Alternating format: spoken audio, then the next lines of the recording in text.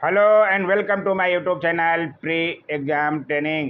दोस्तों, आज का वीडियो बहुत ही इम्पोर्टेंट है, इसलिए पूरा वीडियो ज़रूर देखिएगा। साइंस के अच्छे सवाल कराए जाएंगे।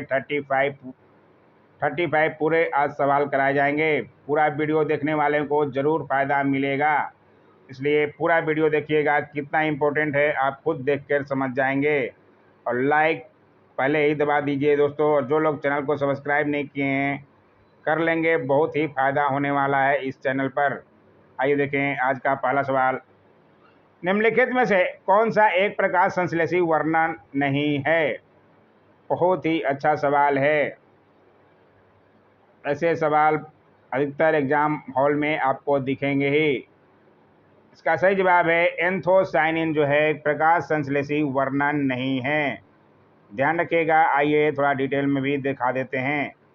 प्रकाश संश्लेषण रंजकों यानी कि फोटोसिंथेटिक पिगमेंट को मुख्य 3 वर्गों में बांटा गया है। एक क्लोरोफिल जिसे हरा रंजक कहते हैं, कैरोटेनाइड इसे प्रायः लाल, संतरी या पीला रंजक कहते हैं, और फाइकोबिलिन्स यह जल में विलेय रंजक है जो साइटोप्लाज्म में पाया जाता है। प्रकाश संश्लेषण प्रक्रिया में एंथोसाइनिन्स कोई भूमिका नहीं निभाता, इसलिए ध्यान रखिएगा एंथोसाइनिन्स की कोई भूमिका नहीं होती है। आइए देखें अगला सवाल। पूरा वीडियो जरूर देखिएगा दोस्तों। निम्नलिखित में से कौन सा एक रेशेदार प्रोटीन है? हीमोग्लोबिन, एल्यूमिन, केरेटिन या एंजाइम में से केरेटिन जो है एक रेशेदार प्रोटीन है, इसलिए ध्यान रखिएगा। इसे भी बहुत अच्छे सवाल हैं। केरेटिन रेशेदार संरचनात्मक प्रोटीन के वर्ग से संबंधित है। यह मनुष्य की आंतरिक और बाह्य त्वचा के निर्माण, नाखून और बालों के निर्माण में संरचनात्मक भूमिका निभाने वाले महत्वपूर्ण घटक हैं। इसे जरूर नोट कीजिएगा। कोलेजन रेशेदार प्रोटीन का दूसरा उदाहरण है। से भी नोट करते हुए चलेंगे। आइए देखें अगला सवाल। टाइफाइड बुखार किसके द्वारा होता है? जीवाणु, विषाणु, प्रोटोजोआ और कवक में से टाइफाइड बुखार जो है किसके कारण होता है? कोरोना तो वायरस है, इस पे भी आप लोग ध्यान रखिएगा। कोरोना पे भी सवाल बनेगा ही। कल ही एमपीपीएससी का एग्ज़ाम हुआ जिसमें कोरोना से 2-3 सवाल पूछे गए हैं, इसलिए कोरोना पे भी आप लोग नज़र बनाए रखेंगे। टाइफाइड बुखार जो है जीवाणु रोग के द्वारा होता है, इसलिए ध्यान रखिएगा। जीवाणु टाइफाइड बुखार एक संक्रामक रोग है जिससे अतिसार, डायरिया रोग और बीमारी के कारण शरीर पर लाल लाल चकत्ते, रैश यानी कि उत्पन्न हो जाते हैं। यह बीमारी मुख्य रूप से सल्मोनेला टाइफी नामक जीवाणु के कारण होती है। इनका नाम जरूर नोट कीजिएगा। किस जीवाणु के कारण होती है? Salmonella typhi. यह जीवाणु संदूषित भोजन और पानी के माध्यम से फैलता है, से भी ध्यान रखिएगा। आइए देखें अगला सवाल। जब दो परमाणुओं के बीच आबंध यानी कि बॉन्ड बनता है तो प्रणाली यानी समुदाय की ऊर्जा कैसी होती है? जब दो परमाणुओं के बीच बॉन्ड बनता है तो समुदाय की ऊर्जा वर्धित होती है, घटती है, वैसी ही रहती है, या बढ़ती या घटती रहती है? इसका सही जवाब है सी, वैसी ही रहती है, इसलिए ध्यान रखिएगा। ये भी आइए दिखा दें थोड़ा डिटेल। जब दो परमाणुओं के मध्य आबंध यानी बॉन्ड स्थापित किया जाता है तब वे अपनी संग्रहित संभावित ऊर्जा अपने आसपास छोड़ देते हैं। हालांकि ऊर्जा के संरक्षण के नियम के अनुसार यदि आबंध स्थापित करने वाले परमाणु अपनी संग्रहित संभावित ऊर्जा अपने आसपास नहीं छोड़ते हैं तो आबंध का निर्माण नहीं किया जा सकता। इस प्रकार कार्यप्रणाली में ऊर्जा प्रायः एक समान बनी रहती है, इसलिए ध्यान रखिएगा। नोट करते हुए चलिएगा। और अच्छा लग जाए तो लाइक को ज़रूर दबाइएगा। आपके लाइक से हमें समझ में आता है कितने लोगों को वीडियो पसंद आया कि नहीं आया। और सब्सक्राइब अगर अच्छा लगेगा तो आप कर सकते हैं, आपके चैनल है आपके भाई का। जल का सर्वाधिक घनत्व किस पर होता है? बहुत बार ये सवाल बना है, देखे होंगे। जल का सर्वाधिक घनत्व इसमें से तो दिया ही नहीं है। कंफ्यूज मत होइएगा, -4 डिग्री मत मार के आइएगा, क्योंकि जल का सर्वाधिक घनत्व जो है 4 डिग्री सेंटीग्रेड पे होता है। इसके अनुसार नहीं दिया है तो ई ऑप्शन बीपीएससी का खास ऑप्शन बच्चे को कंफ्यूज करने के लिए होता है, इसलिए समझ जाइएगा 4 डिग्री होता है। ध्यान रखिएगा, तब नहीं कर पाइएगा गलती। जल का अधिकतम घनत्व 4 डिग्री सेंटीग्रेड है, क्योंकि इस तापमान पर दो विपरीत प्रभाव संतुलित अवस्था में होते हैं।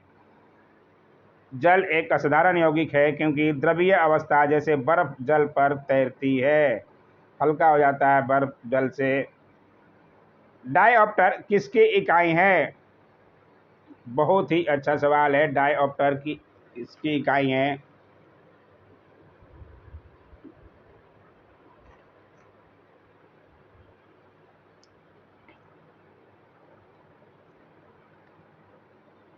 पूरा ऑप्शन देख लीजिए। डायऑप्टर लेंस की क्षमता की इकाई होता है, इसलिए ध्यान जरूर रखिएगा। इकाई पे अधिकतर सवाल बीपीएससी में तो बनता ही है।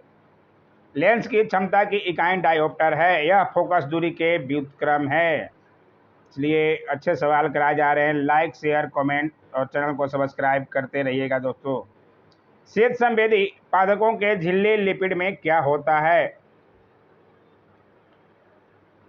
शीत संवेदी पादपों के झिल्ली लिपिड में उच्च अनुपात में असंतृप्त वसा अम्ल में शीत संवेदी पादपों के झिल्ली लिपिड में उच्च अनुपात में असंतृप्त वसा अम्ल में होता है। आइए थोड़ा डिटेल देखें। शीत संवेदी पादपों के झिल्ली लिपिड में संतृप्त और असंतृप्त फैटी एसिड 1:2 के अनुपात में पाए जाते हैं। जब शीत संवेदी पादप के निम्न तापमान का सामना करना होता है, तब उनके असंतृप्त फैटी एसिड का अनुपात और भी बढ़ जाता है, जिससे क्रिटिकल तापमान में कमी हो जाती है। इसलिए ध्यान से नोट करते हुए चलेंगे। आइए देखिए अगला सवाल। श्वसन कैसी प्रक्रिया मानी जाती है? श्वसन जो है कैसी प्रक्रिया मानी जाती है? बहुत अच्छा ये भी सवाल है। इसका सही जवाब है श्वसन अपचयी प्रक्रिया मानी जाती है, इसलिए ध्यान रखिएगा। बहुत अच्छा ये भी सवाल है। श्वसन एक अपचयी प्रक्रिया है, क्योंकि यह ग्लूकोज को तोड़कर उसे एटीपी स्वरूप में बदल देती है। एक उपचय प्रक्रिया चीज़ों को बनाने में मदद करती है, जैसे प्रकाश संश्लेषण। श्वसन और प्रकाश संश्लेषण एक दूसरे की विपरीत क्रियाएं हैं, इसलिए ध्यान से समझते हुए चलेंगे। आइए देखिए अगला सवाल। भ्रूण पोषण में कौन सी संरचना सहायक होती है? पितक झिल्ली, उल्व झिल्ली, गुप्त झिल्ली या प्लेसेंटा में से भ्रूण पोषण में पितक झिल्ली सहायक होती है। आइए देखिए थोड़ा डिटेल में। पितक झिल्ली भ्रूण से जुड़ी एक झिल्लीदार थैली होती है, जो पोषण प्रदान करती है। आंतरिक संचरण शुरू होने से पहले यह मानव भ्रूण के विकास संचार प्रणाली के रूप में कार्य करती है। दूसरे और तीसरे सप्ताह में यह पोषक तत्वों का स्थानांतरण करती है। अच्छा लगते रहे तो don't forget to like and subscribe my channel. आइए देखें अगला सवाल। मानव मस्तिष्क का कौन सा अंग निगलने और उगलने का नियामक केंद्र है? बहुत ही अच्छा सवाल है।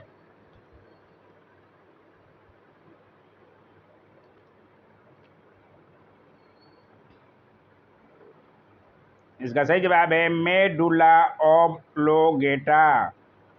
ध्यान रखिएगा, मानव मस्तिष्क का मेडुला ऑब्लोगेटा जो है अंग निगलने और उगलने का नियामक केंद्र है। आइए देखें अगला सवाल। निम्नलिखित में से किस पशु में पार्श्व रेखा संवेदी अंग नहीं होता है? यह भी बहुत ही अच्छा सवाल है। पार्श्व रेखा संवेदी अंग किस पशु में नहीं होता है? इसका सही जवाब है सी हॉर्स में पार्श्व रेखा संवेदी अंग नहीं होता है। आइए दिखाते हैं थोड़ा डिटेल। पार्श्व रेखा यानी कि लेटरल लाइन मछली जैसी जलीय पृष्ठवंशियों में पाई जाती है। इसका मुख्य कारण पानी में कंपन और संचलन को नियंत्रित करना होता है। यह अंग सी सोर्स में नहीं पाया जाता है। नहीं है, इसलिए ध्यान रखिएगा सी हॉर्स में नहीं पाया जाता है। आइए देखें अगला सवाल। पत्ती जैसी संरचना वाली संगोलित यानी कि कांगलोबेट ग्रंथि किसमें पाई जाती है? बहुत ही अच्छा ये भी सवाल है।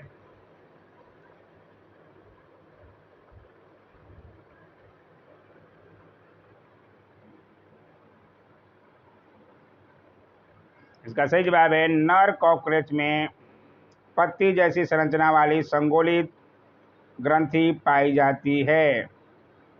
ये ध्यान रखिएगा, संगोलित ग्रंथि नर कॉकरोच में पाया जाता है।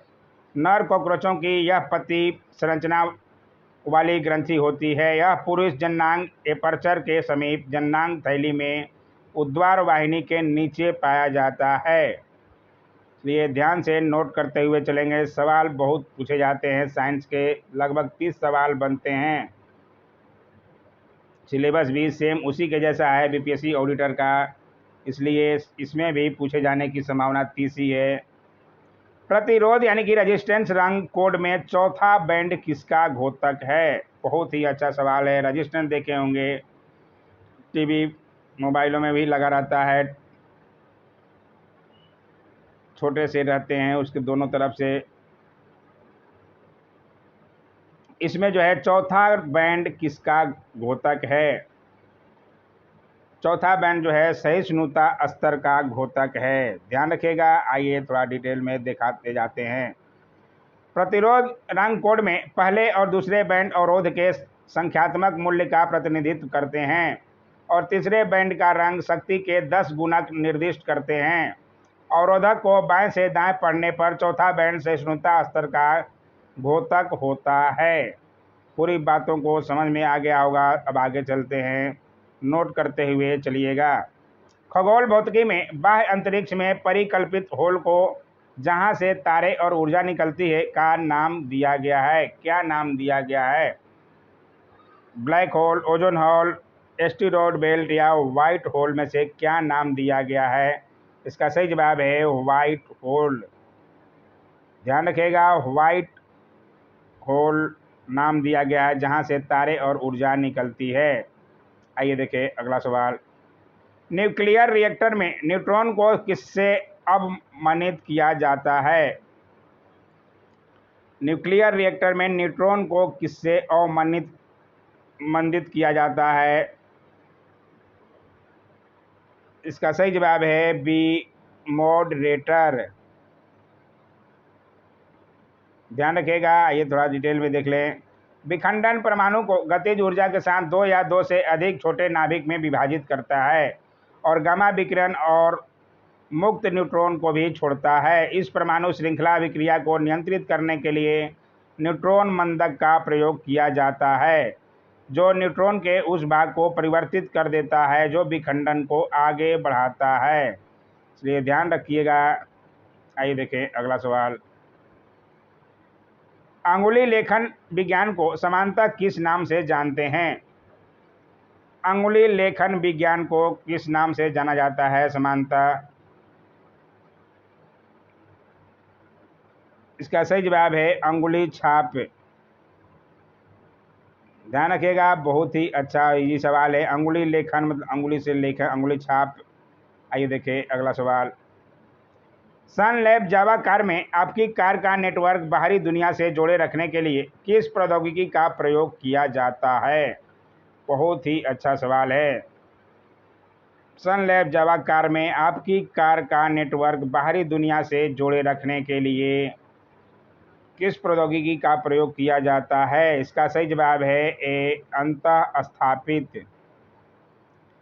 ध्यान रखिएगा, ये भी अच्छे सवाल हैं। सन लैब ने कार में जावा, सोनालिस, लिनक्स और एम्बेडेड सिस्टम का इस्तेमाल कर कंप्यूटर और नेटवर्क के फायदों को दिखाया है। कार ट्रैक जावा सेंसर प्रौद्योगिकी के साथ एम्बेडेड होती है, से जरूर ध्यान रखिएगा। आइए देखें अगला सवाल।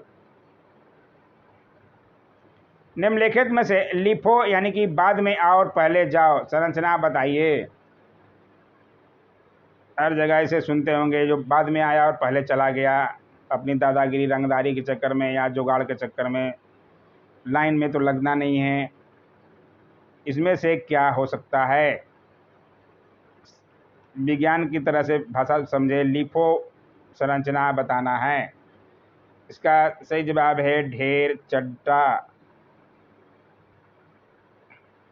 आइए थोड़ा डिटेल दिखा दें इसको।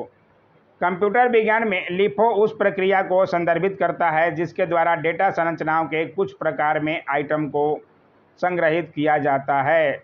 एक लिफो संरचना को ट्रे के ढेर से संबोधित किया जा सकता है। इसलिए ध्यान रखिएगा, ट्रे के ढेर से संबोधित किया जा सकता है। इसलिए ढेर, ट्रे के ढेर दिया हुआ है। आइए देखें अगला सवाल। परमाणु तत्व संख्या 29 किससे संबंधित है? परमाणु तत्व संख्या 29 किससे संबंधित है? बहुत ही अच्छा सवाल ये भी है। इसका सही जवाब है डी ब्लॉक से। ध्यान रखिएगा, डिटेल में भी दिखा देते हैं। परमाणु तत्व संख्या 29 तांबा से संबंधित है जो डी ब्लॉक में पाया जाता है। आवर्त सारणी समूह 3 से 12 को डी ब्लॉक के सामूहिक नाम से जाना जाता है। डी ब्लॉक तत्वों में से अधिकांश धातु होते हैं।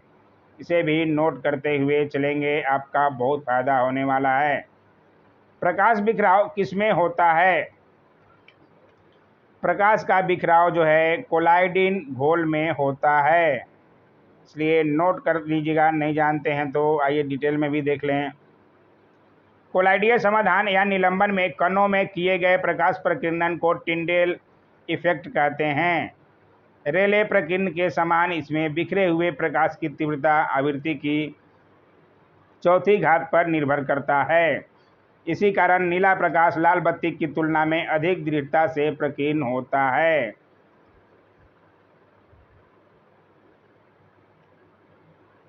आइए देखें अगला सवाल। उच्च ऑक्टेन ईंधनों के उत्पादन में उत्प्रेरक के रूप में निम्नलिखित में से किसका प्रयोग किया जाता है? उच्च ऑक्टेन ईंधनों के उत्पाद में उत्प्रेरक के रूप में H2SO4 का प्रयोग किया जाता है। ध्यान रखिएगा, आइए डिटेल में दिखा देते हैं। H2SO4 को ऐसे लिखते हैं H2SO4, ऐसे प्रिंट नहीं होता है इसमें, इसलिए ध्यान रखिएगा आप। सल्फ्यूरिक एसिड यानी कि H2SO4 का इस्तेमाल एक उत्प्रेरक के रूप में और केलेट उत्पादन में किया जाता है जो उच्च ऑक्टाइन ईंधन का एक अनिवार्य घटक होता है। हाइड्रोकार्बन के अणु को सुधार कर उन्हें अधिक ऑक्टेन रेटिंग मूल्य वाले जटिल अणुओं में परिवर्तित कर दिया जाता है। से जरूर नोट करते हुए चलेंगे। आइए देखिए अगला सवाल। कर क्यूमिक किसके पृथक किया जाता है? कर क्यूमिक किससे पृथक किया जाता है? लहसुन से, अदरक से, सूरजमुखी से या गुलाब से?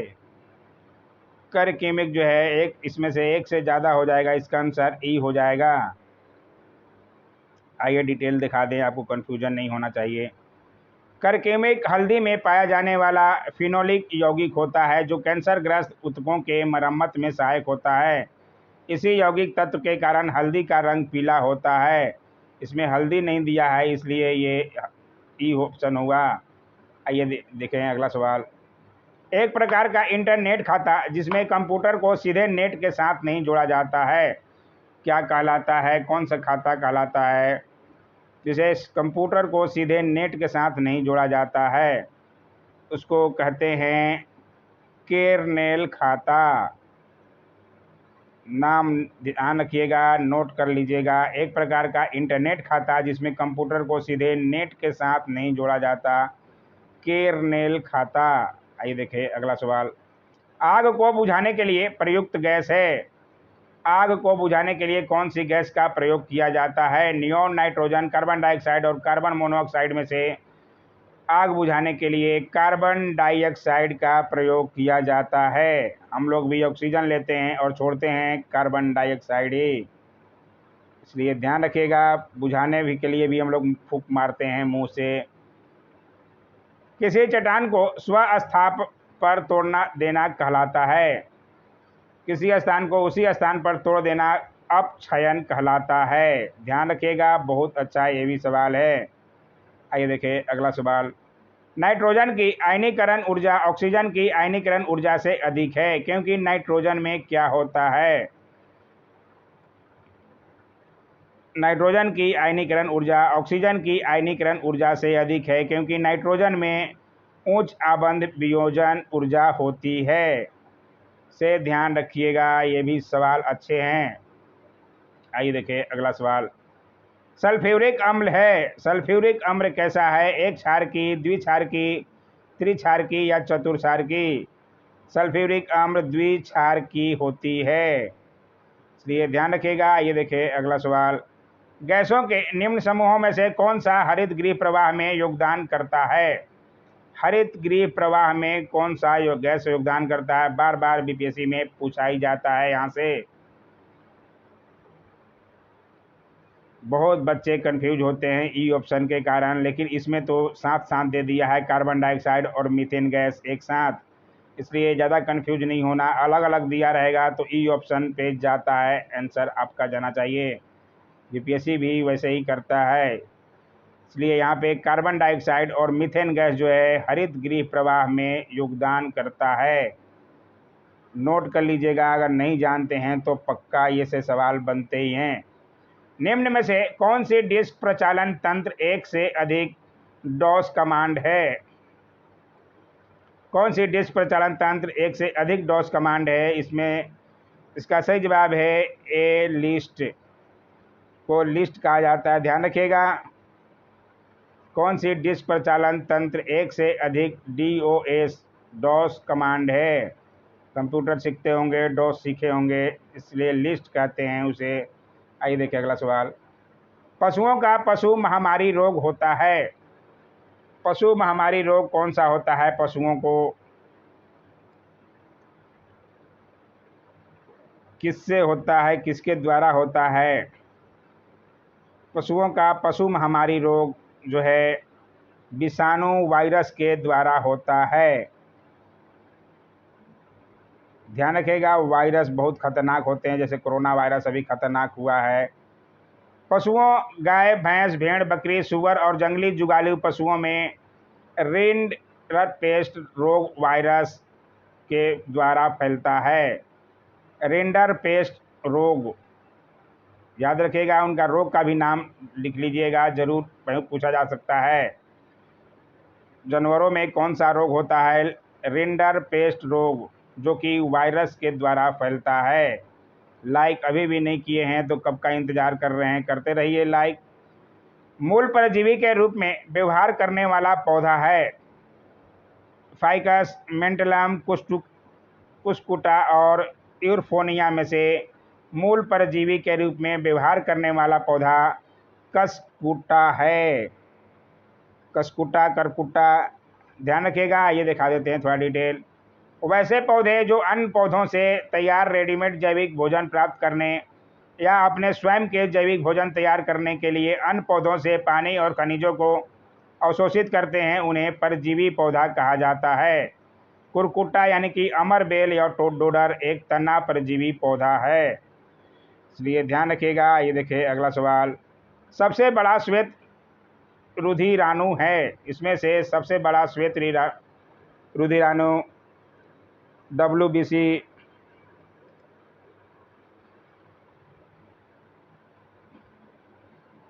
किसको कहते हैं? इसका सही जवाब है बी, एक केंद्र काणु मोनोसाइट WBC होता है सबसे बड़ा। एक केंद्र काणु यानी कि मोनोसाइट श्वेत रुधिर कणिकाओं में सबसे बड़ी कणिका है, जिसका केवल एक ही केंद्रक होता है। इसका आकार अनेक प्रकार का होता है, प्रायः यह गुर्दे के आकार का होता है। ध्यान रखिएगा, बहुत अच्छा सवाल है ये भी। कैक्टस में सूल किसका रूपांतर है? कैक्टस का पेड़ देखे होंगे, पौधा छोटा सा ही रहता है, कांटीला, उसमें उसका सूल जो है किसका रूपांतर है? बहुत ही अच्छा सवाल है। इसका सही जवाब है पत्ते का। उसका सूल और कांटे ही पत्ते होते हैं।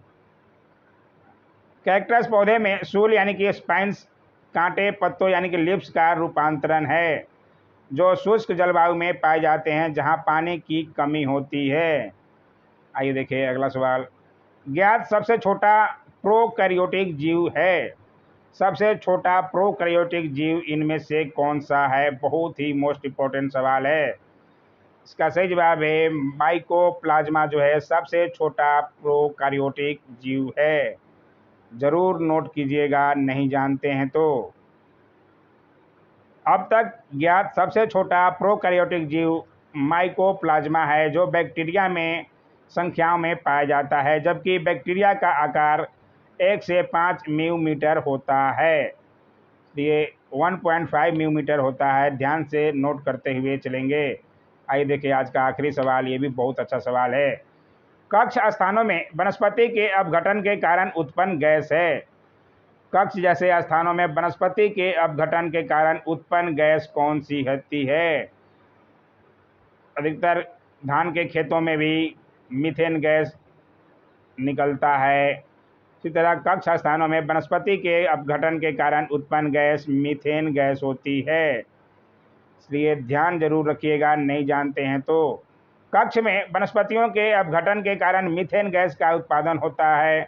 वनस्पतियों के अवशेषों में मिथनोजेनेसिस की प्रक्रिया के परिणाम स्वरूप मीथेन गैस की उत्पत्ति होती है। यह गैस अपने प्राकृतिक रूप में सागरीय भागों में भूमि के अंदर पाई जाती है। पूरी बातों को समझिएगा, नोट करते हुए चलिएगा। आज का वीडियो कैसा लगा जरूर कमेंट किया कीजिए।